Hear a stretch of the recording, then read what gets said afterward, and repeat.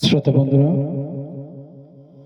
শাকিলার সমুদ্র কণ্ঠে জালালউদ্দিন রুমির কবিতা নতুন করি।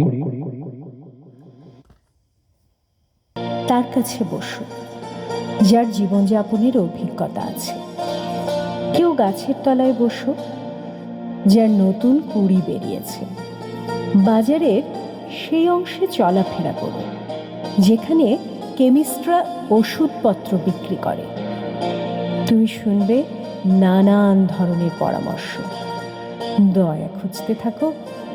তুমি যদি নিশ্চিত নও, তাহলে ভণ্ডরা তোমাকে নিয়ে টানাটানি করবে। তারা তোমার টাকা পয়সা নেবে, তোমাকে বসাবে তাদের দরজার সম্মুখে, বলবে আমি এক্ষুনি আসছি।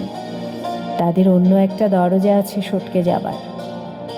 একটা কেতলিতে তোমার কাপটা ডুবিও না, টকবক করছে বলে।